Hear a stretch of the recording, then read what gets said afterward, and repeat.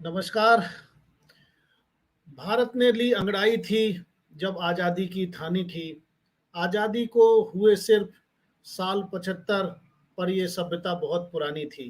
नमस्कार दोस्तों, मैं सुशील द्विवेदी 10 न्यूज की एक और शानदार पेशकश के साथ आज हम बात करेंगे भारत की आज़ादी की 75वीं सालगिरह, जो हम इस प्रकार से मनाने जा रहे हैं जिसमें भारत के सनातन भारत के गौरव की झलक भी हो और आधुनिक भारत की चमक भी हो। दोस्तों, किसी राष्ट्र का भविष्य तभी उज्जवल होता है जब वह अपने अतीत के अनुभवों और विरासत के गर्व से पल पल जुड़ा रहता है।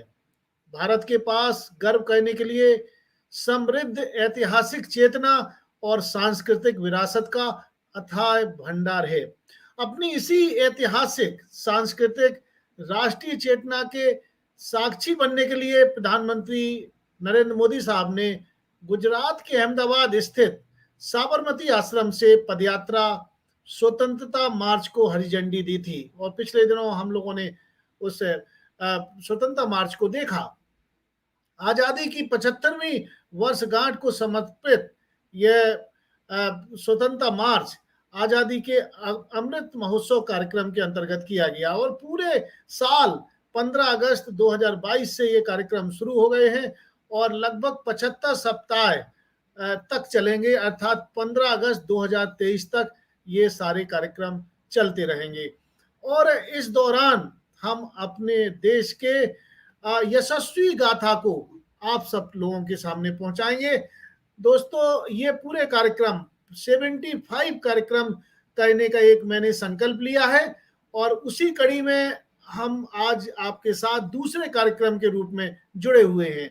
याद करिए, आपके साथ हमने अपने पहले कार्यक्रम में विक्रम साराभाई, जो कि father of the space science, Bharat की जो अंतरिक्ष में उपलब्धियां हैं उसके लिए पूरा का पूरा श्रेय जाता है आदरणीय विक्रम साराभाई साहब को। और विक्रम साराभाई की जयंती और हम लोगों ने जन्मदिन को बड़े ही जोर शोर से मनाया था और इसी आजादी की 75वीं वर्षगांठ के अवसर पर हम इस कार्यक्रम को अब आगे बढ़ते हैं।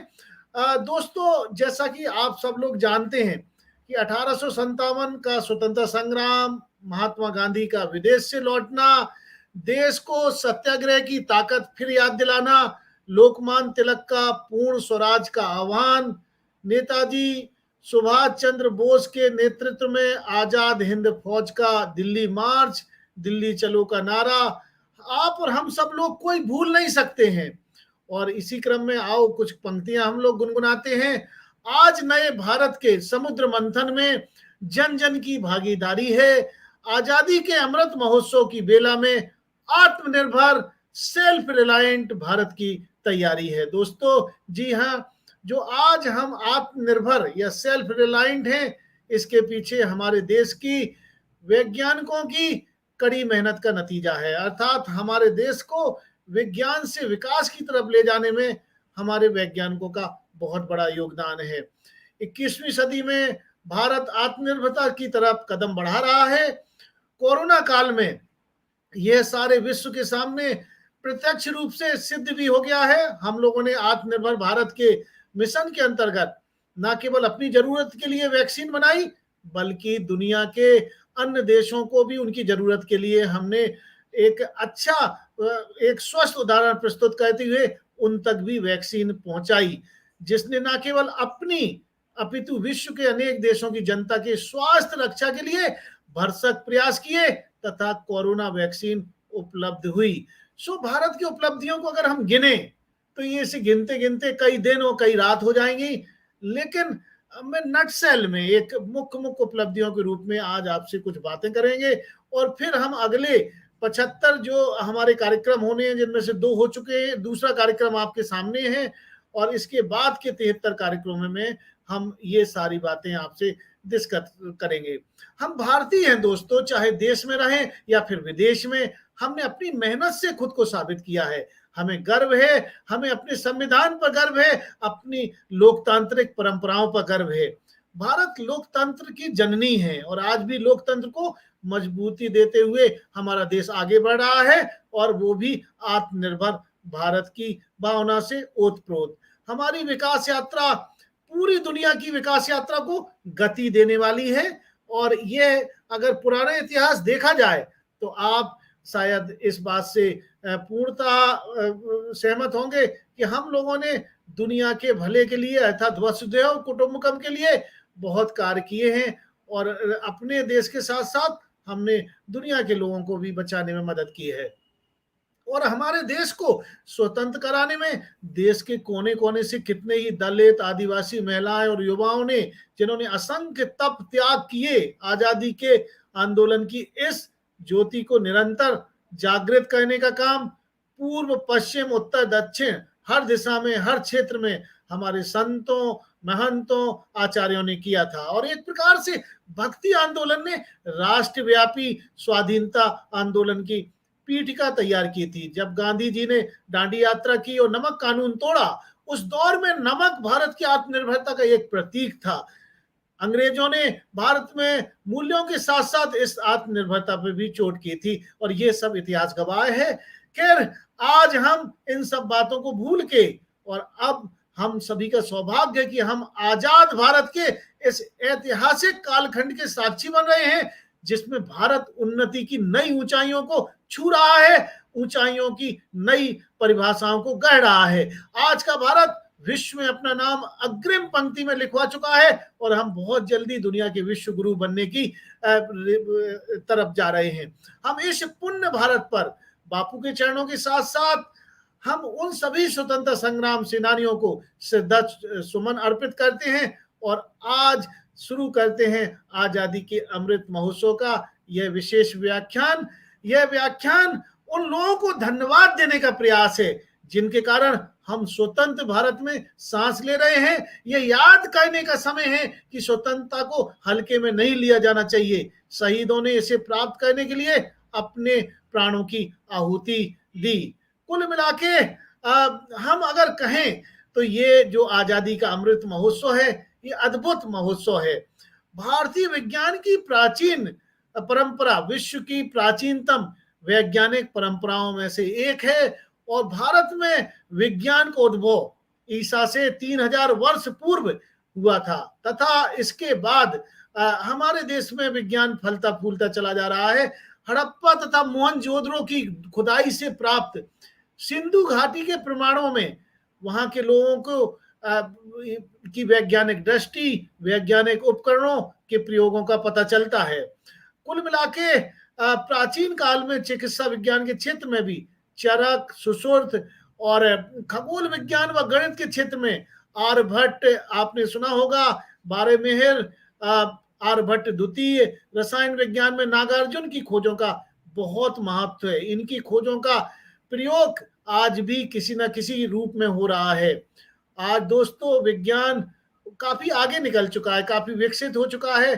पूरी दुनिया में अगर देखा जाए तो हमारी वैज्ञानिक खोजें अपने न केवल देश को बल्कि दुनिया के भले का काम कर रही हैं, और उन वैज्ञानिक खोजों के पीछे हमारे देश के महान वैज्ञानिक जैसे जगदीश चंद्र बसु, प्रफुल्ल चंद्र राय अर्थात पीसी रॉय, सीवी रमन, सत्येंद्र नाथ बोस, मेघनाथ साहा, प्रशांत चंद्र जी, श्रीनिवास रामानुजन, हरगोविंद खुराना, एस चंद्रशेखर, ये जैसे महान वैज्ञानिक जिन्होंने वनस्पति, भौतिकी, गणित, रसायन, यांत्रिकी, चिकित्सा विज्ञान, खगोल विज्ञान आदि क्षेत्रों में महत्वपूर्ण योगदान दिया है।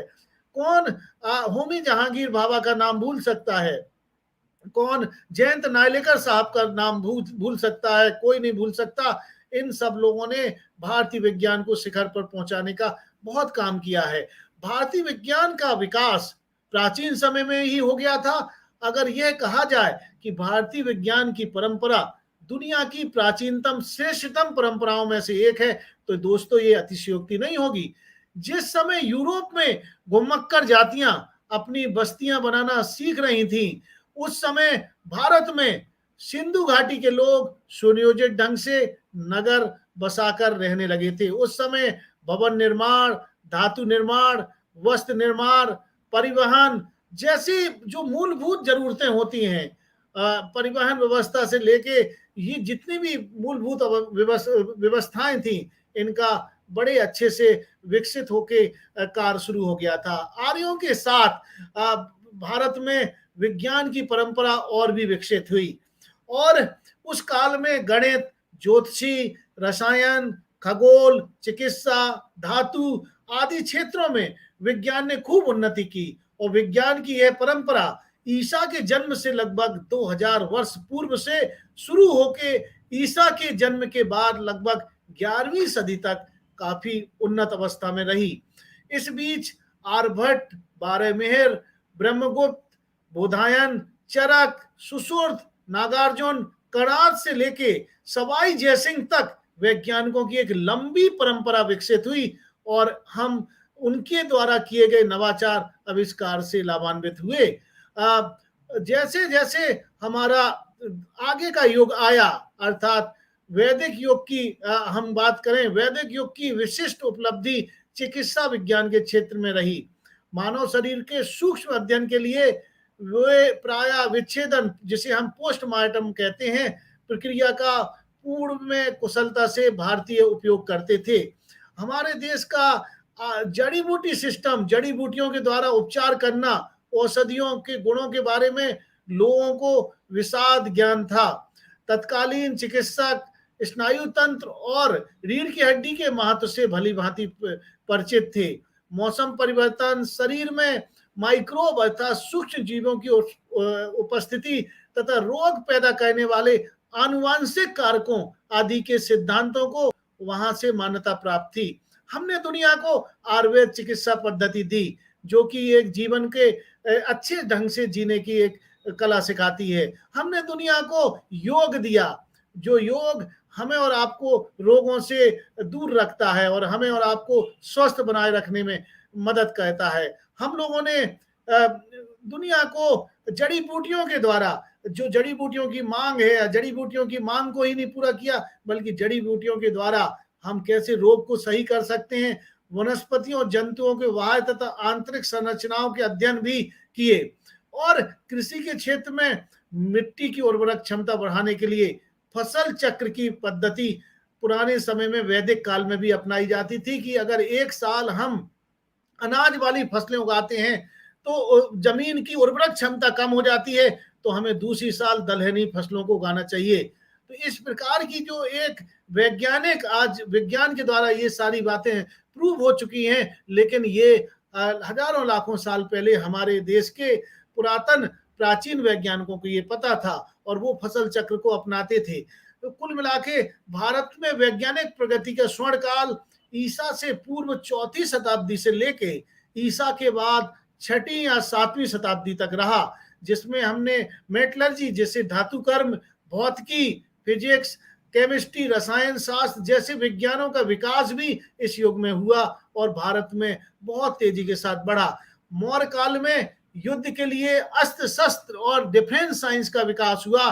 कुछ यांत्रिक अस्त्र जैसे प्रक्षेपकों का विकास तथा सिंचाई में इंजीनियरिंग अर्थात अभियांत्रिकी का उपयोग उल्लेखनीय है। इस काल में भू सर्वेक्षण की तकनीक अत्यंत विकसित रही। विशालकाय प्रस्तर स्तंभों के निर्माण, जो कि आज भी भारत के अलग अलग हिस्सों में देखे जा रहे हैं, अनेक प्रकार के वैज्ञानिक कौशलों का उपयोग इस युग की एक अन्य विशेषता है। इसके बाद गुप्त काल में विज्ञान की सभी शाखाओं में उल्लेखनीय प्रगति हुई। बीज गणित, ज्यामिति, रसायन शास्त्र, भौतिकी, धातु शिल्प, चिकित्सा, खगोल विज्ञान का विकास चरम सीमा पर था। इस युग में अनेक ख्याति प्राप्त वैज्ञानिक हुए, जिनके अनुसंधानों और आविष्कारों का लोहा तत्कालीन सभ्य समाज के लोग मानते हैं। कुल मिला के हम दुनिया के उस समय सिरमौर थे और दुनिया को एक रास्ता दिखा रहे थे। हमारे देश में जैसे जैसे कालक्रम आगे बढ़ा, उनमें हम अगर प्राचीन भारत की वैज्ञानिक उपलब्धियों की बात करें तो हमारे देश में खगोल विज्ञान बहुत ज्यादा विकसित थी। यह विज्ञान वास्तव में भारत में ही विकसित हुआ। प्रसिद्ध जर्मन खगोल शास्त्री कोपरनिकस से लगभग 1000 वर्ष पूर्व आर्यभट्ट ने पृथ्वी और सूर्य के रिश्ते को बहुत अच्छे से बता दिया था। आर्यभट्ट साहब ने पृथ्वी की गोल आकृति और उसके अपनी धुरी पर घूमने की पुष्टि कर दी थी। इसी तरह आइजैक न्यूटन से 1000 वर्ष पूर्व ही ब्रह्मगुप्त ने पृथ्वी के गुरुत्वाकर्षण सिद्धांत की पुष्टि कर दी थी। यह एक अलग बात है कि किन्हीं कारणों से इनका श्रेय पाश्चात्य वैज्ञानिकों को मिला, और यही कारण है कि वर्तमान में अब ये आवश्यकता महसूस हुई कि हम अपने देश के वैज्ञानिकों को, हम देश के यशस्वी जो नीति नियंता जिन्होंने देश की रचना करने में लाखों साल पहले से योगदान दिया, उनको जन जन तक पहुंचाएं। और ये आजादी का जो ये महोत्सव हो रहा है, इसमें हमें हमारी आपकी एक जिम्मेवारी है कि हम अपने देश के हर व्यक्ति तक अपने देश की उपलब्धियां पहुंचाएं।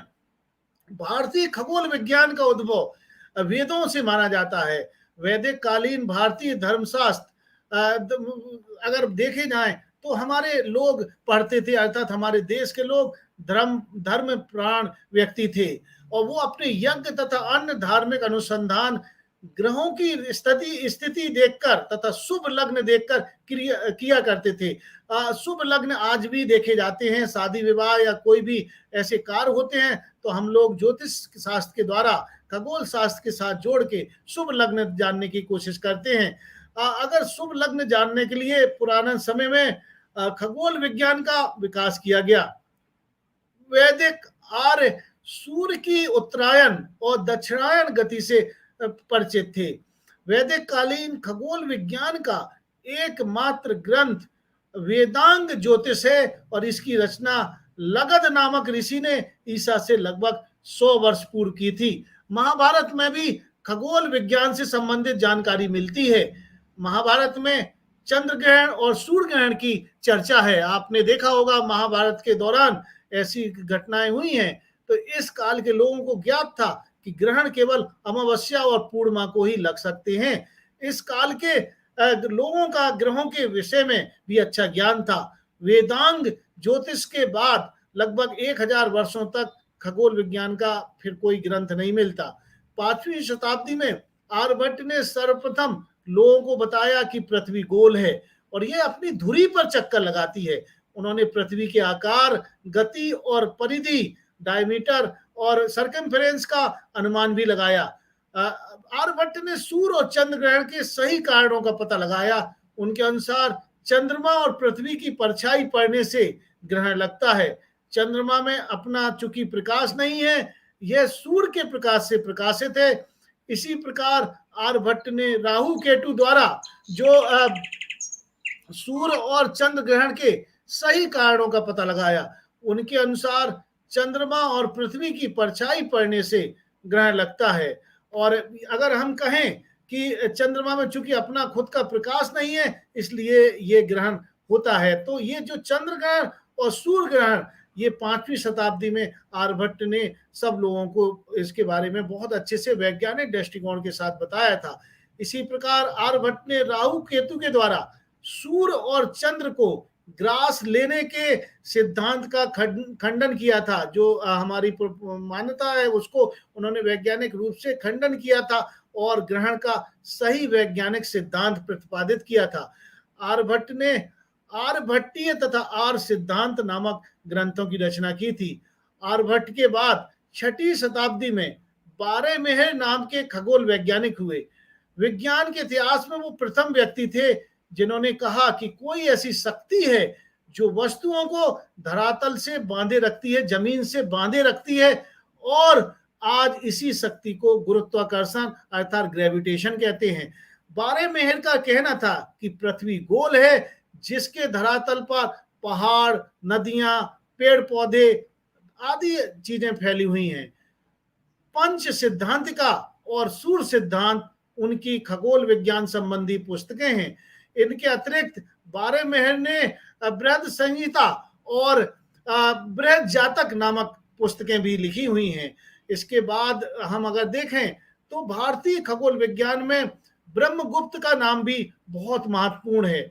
इनका कार्यकाल 7वीं शताब्दी से माना जाता है और ये खगोल विज्ञान संबंधी इन्होंने बहुत सारी गणनाएं की, और इसके आधार पर ब्रह्मगुप्त ने पृथ्वी के आकर्षण शक्ति के सिद्धांत में को ज्यादा ढंग से इलेबोरेट करके बताया। उनके अनुसार वस्तुएं पृथ्वी की ओर गिरती हैं, क्योंकि पृथ्वी की प्रकृति है कि वह उन्हें अपनी ओर आकर्षित करे।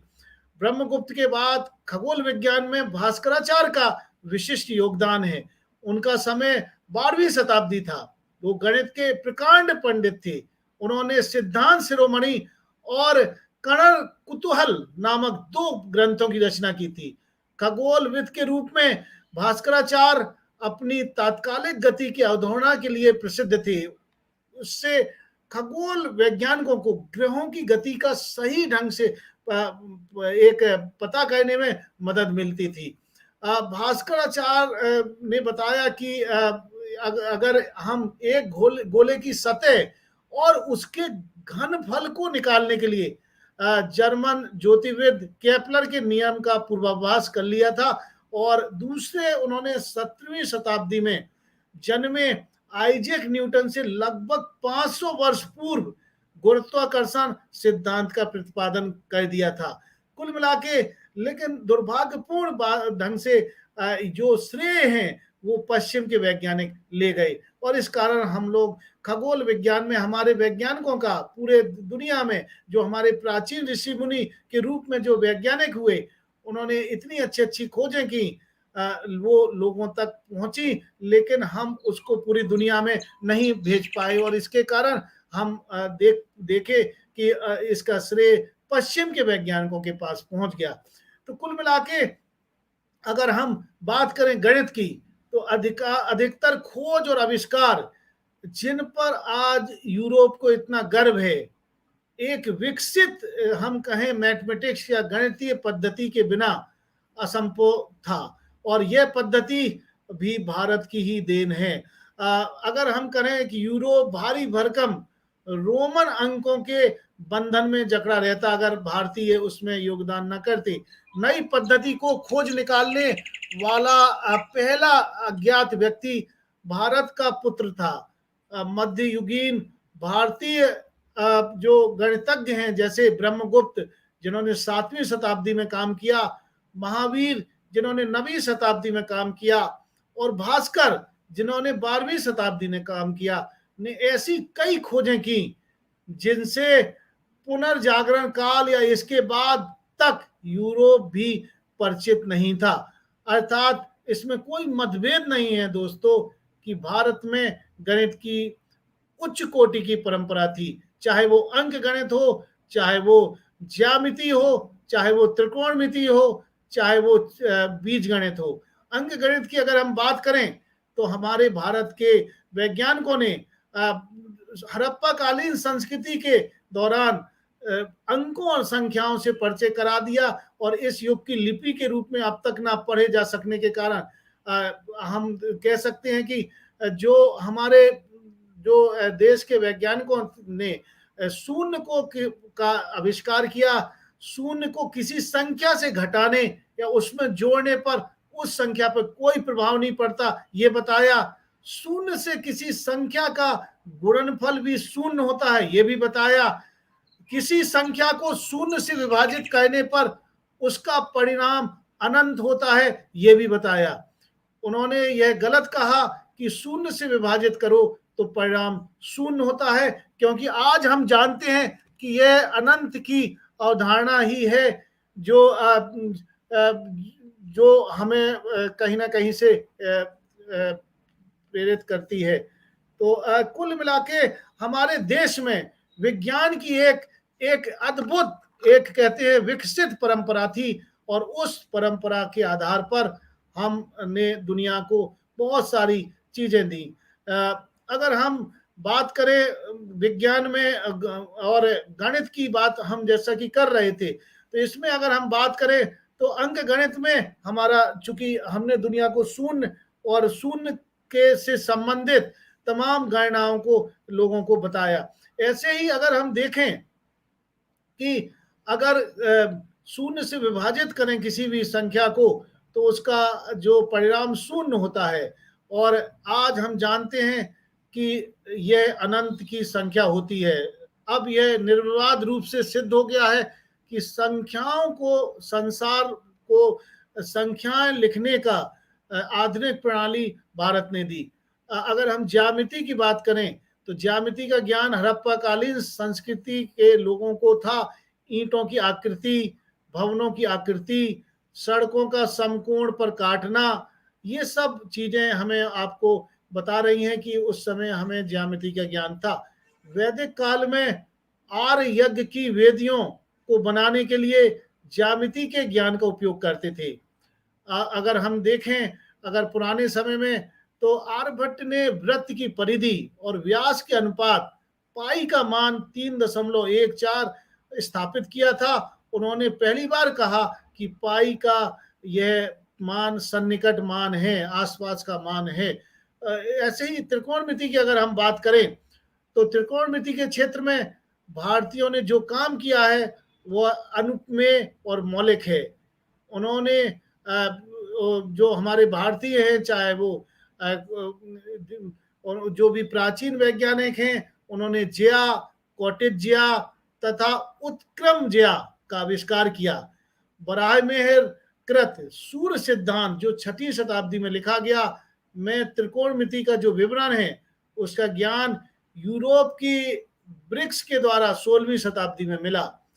तो कुल मिला के ब्रह्मगुप्त 7वीं शताब्दी ने भी त्रिकोणमिति पे लिखा और एक ज्या सारणी भी दी। तो कुल मिला के हम लोग त्रिकोणमिति में भी बहुत अच्छे रहे हैं। बीज गणित के क्षेत्र में भारतीयों ने बीज गणित में भी बड़ी दक्षता प्राप्त की। आर्यभट्ट, ब्रह्मगुप्त, भास्कराचार्य, श्रीधराचार्य आदि प्रसिद्ध बीज गणित के हमारे गणितज्ञ थे, जिन्होंने दुनिया को तमाम गणितीय बीज गणितीय खोजें दी। चिकित्सा के क्षेत्र में अगर हम देखें, तो चिकित्सा विज्ञान में हम लोग बहुत पहले से ही बहुत ही आगे थे। भारत में चिकित्सा विज्ञान की एक सुदीर्घ परंपरा थी, हम कह सकते हैं। चिकित्सा शास्त्र को वेद तुल्य विज्ञान कहा जाता है। यही कारण है कि भारतीय चिकित्सा पद्धति को आयुर्वेद की संख्या से अभिनीत किया जाता है। भारतीय चिकित्सा पद्धति के विषय में सर्वप्रथम लिखित ज्ञान अथर्ववेद में मिलता है। और अगर आपने देखा हो कि चाहे वर्तमान से लेके अभी तक हम लोगों ने दुनिया को बहुत सारी अच्छी अच्छी चीजें दी। अगर हम देखें, अर्थवेद के बाद ईसा से लगभग 600 वर्ष पूर्व काय चिकित्सा पर चरक संहिता और शल्य चिकित्सा पर सुश्रुत संहिता मिलती है, जिनमें कि काय चिकित्सा पर अलग अलग औषधीय पौधों का विवरण किया गया है, और शल्य चिकित्सा अर्थात सर्जरी के लिए सुश्रुत के द्वारा जो सुश्रुत संहिता लिखी गई है उसमें पूरा बहुत ही विस्तार रूप से वर्णन है। और माना जाता है कि हम लोग पुराने समय से ही सर्जरी और काय चिकित्सा में बहुत ही निपुण थे। ये चिकित्सा भारत के प्रामाणिक और विश्वविख्यात जो हमारी एक धार्मिक मान्यताएं, जो एक मान्यताएं चली आ रही हैं दुनिया में, ये किताबें जो चरक संहिता और सुश्रुत संहिता, ये इसका इन मान्यताओं को और अच्छे ढंग से स्थापित करने में मदद कर रही हैं। इसीलिए देखा होगा कि जो चरक संहिता में जो महर्षि चरक ने लिखी है, वो काय चिकित्सा का प्रथम ग्रंथ माना जाता है। इसमें कैसा जीवन मेरे और आपके लिए हितकारी है, कैसा अहितकारी है, किस प्रकार की हमें चीजों का सेवन करना चाहिए, औषधीय पौधों का पूर्ण रूप से अच्छे से वर्णन किया गया है। चरक संभवतः इस बात को अच्छी तरह से जानते थे कि शरीर में हृदय एक प्रमुख अवयव है। उन्हें शरीर में ब्लड सर्कुलेशन क्रिया का भी ज्ञान था। वो ये भी जानते थे कि कुछ बीमारियां ऐसे कीटाणुओं के द्वारा होती हैं जिन्हें हम अपनी आंखों से नहीं देख सकते। चरक संहिता जो एक ऐसा कह सकते हैं ग्रंथ है जो कि हमारे देश में जो लोग आयुर्वेद का अच्छे से अध्ययन करते हैं, तो वो पूरी चरक संहिता जो संस्कृत के श्लोकों के द्वारा लिखी गई है उसको उसमें पढ़ते हैं और उसके द्वारा अपना ज्ञान अर्जन करते हैं। ऐसे ही हमारे देश में एक और महाग्रंथ सुश्रुत संहिता, हमारे जो विद्यार्थी जो बीएमएस की पढ़ाई करते हैं, आयुर्वेदिक विज्ञान की पढ़ाई करते हैं या प्रकृति विज्ञान की करते हैं, तो वो सुश्रुत संहिता और चरक संहिता को पढ़ते हैं। सुश्रुत संहिता सुश्रुत द्वारा रचित एक चिकित्सा शास्त्र का विश्वविख्यात ग्रंथ है। इस संहिता में सुश्रुत ने अपने से पहले के शल्य चिकित्सकों के ज्ञान और अनुभव को संकलित कर एक व्यवस्थित रूप दिया। अपनी संहिता में उन्होंने लिखा कि चिकित्सा विज्ञान के विद्यार्थी मृत शरीर के विच्छेदन से अपने कार्य में कुशल बनते हैं। और जो आज हम और आप लोग देखते हैं, जब बच्चों को जो एमबीबीएस में या किसी भी पैथी में जाते हैं, तो उनको मृत व्यक्ति के कैडेवर को दिया जाता है और कैडेवर पर वो अपना कार्य करते हैं और फिर कुशल बनते हैं। सुश्रुत के अनुसार शव विच्छेदन एक प्रक्रिया है और उन्होंने बताया कि अगर आपको पारंगत बनना है तो इन सब विच्छेदनों करना पड़ेगा। सुश्रुत ने शल्य चिकित्सा के लिए 101 उपकरणों की सूची भी दी। उनका कहना था कि अगर हम चिमटियां, चाकू, सुइयां, सलाइयां, नतिका, ये सारे उपकरणों का उपयोग करेंगे तो हम कई सारे जो भी ऑपरेशन है वो कर पाएंगे, चाहे वो टूटी हड्डियों को जोड़ने में, मोतियाबंद को सही करने में, और प्लास्टिक सर्जरी जिसके बारे में माना जाता है कि हम लोग पूर्व में ही प्लास्टिक सर्जरी में हम लोग एक प्रकार से महारत हासिल कर चुके थे और माना जाता है कि ये सुश्रुत के समय से ही हम प्लास्टिक सर्जरी का बहुत अच्छे से उपयोग करते थे। मैं सबसे अंत में आपको पशु चिकित्सा के बारे में बस 1 मिनट बताना चाहूंगा। इसके आगे का भाग हम लोग आगे डिस्कस करेंगे। तो भारत में अगर हम देखें, पशु चिकित्सा विज्ञान भी काफी विकसित था। घोड़ों, हाथियों, गाय, बैलों की चिकित्सा से संबंधित अनेक ग्रंथ उपलब्ध रहे हैं हमारे देश में, आज भी वो पढ़े जाते हैं। जैसे शालिहोत्र नामक पशु चिकित्सक के एक ग्रंथ है आयुर्वेद, एक जाना माना उन्होंने एक प्रकार के उन्होंने एक ग्रंथ लिखा है आयुर्वेद, और इसमें घोड़ों के रोग और उनके उपचार के लिए औषधियों का विवरण है। तो इन ग्रंथों के अनुवाद अनेक विदेशी भाषाओं में भी हो चुके हैं। और कुल मिला के हम लोग चिकित्सा शास्त्र में बहुत आगे थे और हमारे देश का कुल मिला के ये जो गौरव है, ये हर भारतीय, हर हर हर हमारे देश के नागरिक के पास पहुंचना चाहिए। और ये स्वतंत्रता का अमृत महोत्सव एक ऐसा मौका है, एक ऐसा समय है कि हम आजादी की 75वीं सालगिरह इस प्रकार से मनाएं जिसमें कि हम अपने सनातन भारत के गौरव की न केवल उन्हें झलक दें बल्कि आधुनिक भारत की चमक भी अपने बच्चों तक पहुंचाएं, और जिसकी वजह से वो अपने ऊपर, अपने देश के ऊपर गर्व महसूस कर सकें और भविष्य में कुछ ऐसा काम करें जिससे वो दुनिया को एक रास्ता दिखा सकें, दुनिया को हम एक मार्गदर्शन दिखा सकें, दुनिया को एक आगे बढ़ने में अपनी तरफ से योगदान दे सकें। आपका बहुत बहुत धन्यवाद। आपने आज आजादी के 75वीं सालगिरह पर इस विशेष व्याख्यान माला में जुड़कर जो अपने देश के वैज्ञानिकों के बारे में सुना और गर्व महसूस किया, इसके लिए आपका बहुत बहुत साधुवाद, आपका बहुत बहुत धन्यवाद।